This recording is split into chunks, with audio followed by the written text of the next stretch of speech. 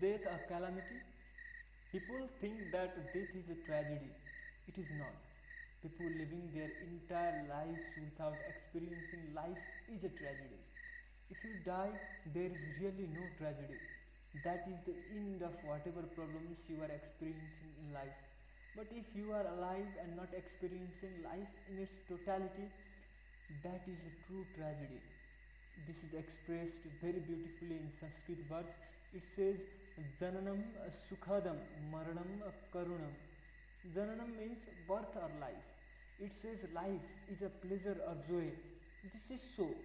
If you learn to handle your body and mind properly, your experience of life will be pleasure or joy. But Maranam or death is a Karunam or compassion. Death is compassion because it relieves you. Right now, people have a distorted orientation of life. They don't want to die.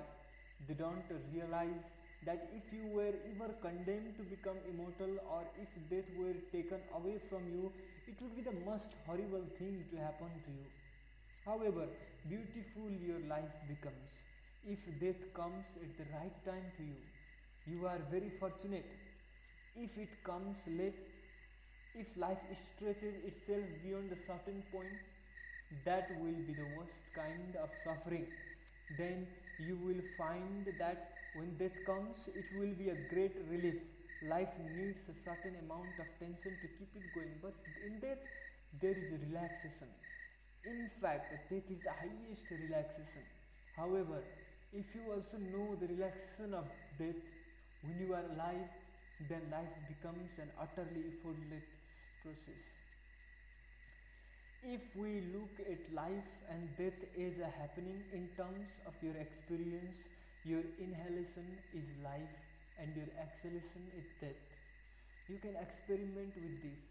Take one big inhalation and see how your body and mind are. Now do one big exhalation and now see how your mind and body are. Which do you find is more relaxing? In fact, whenever tension builds up in you, the natural mechanism in body wants to exhale. This is what you call sigh. It relaxes you a little bit. Life needs a certain tension, otherwise you cannot keep it going. Death is utter relaxation.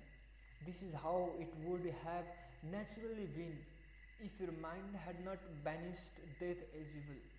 If your traditions and cultures had not taught you that death is evil or calamity that should be avoided, believe me, you would breathe in a completely different way.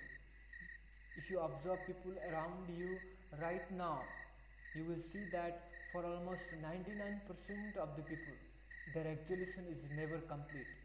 The mind has rejected death, so their exhalation will not happen totally. They will inhale, but exhalation does not happen totally. This is one of the reasons why over some time you build up so much tension within the system that it is reaching a breaking point, both mentally and psychologically. The greatest calamity of human mind is that it is against death.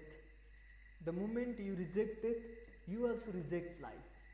You think life is right and death is wrong. It is not so.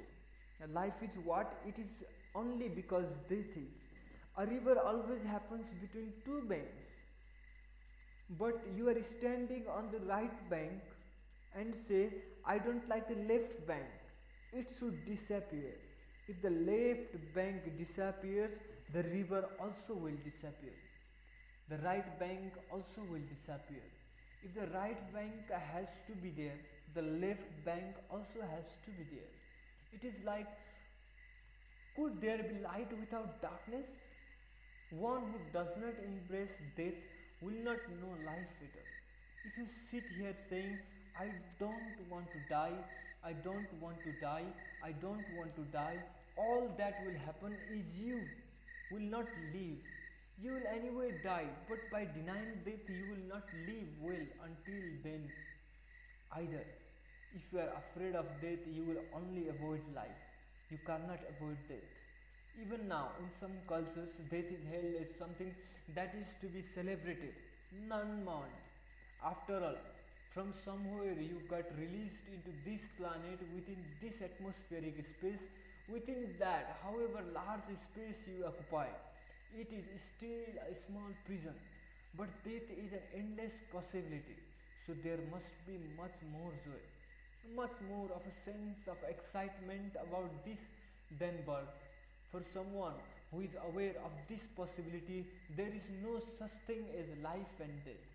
Life is death, and death is life. They are not different. This is, in fact, life in a very intense form. People who have experienced moment of great danger in their life certainly knows this. It once happened.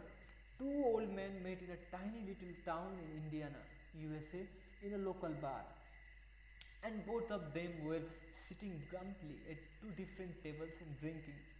Then one guy looked at the other and saw a birthmark on the other person's temple. So he walked up to him and said, "Hey, is that you, Joshua?" "Yeah, who are you? Don't you recognize me? I'm Mark. We were in the war together." He said, "Oh my God." They lit up suddenly. They were together in the World War II, and it had been 50 years since then.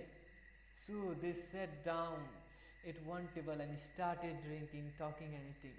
They had seen about 40 minutes of action in those treacherous trenches of World War II in Europe. 40 minutes of bleach. They talked about those 40 minutes in so many vivid ways for over 2 hours.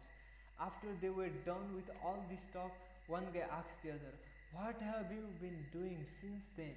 He said, "I have just been a salesman." 40 minutes of war, they spoke for 2 hours with great excitement, but 50 years of life after that were just summed up as, "I have just been a salesman." That is how it happens. Moments of danger are moments when you experience both life and death together at the time, at the same time.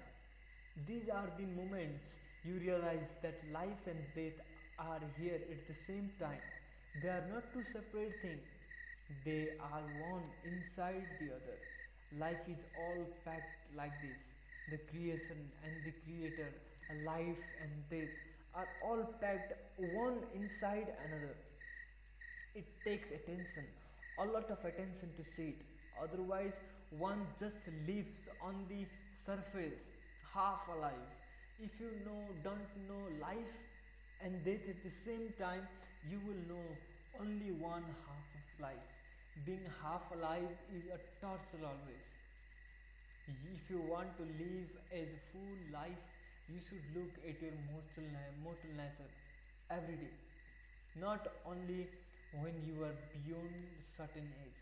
Every day of your life, you need to be aware that you are mortal.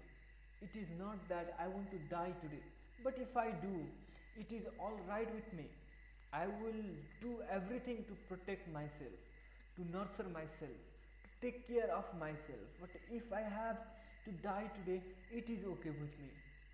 Only then can I step out and live. Otherwise, I cannot live.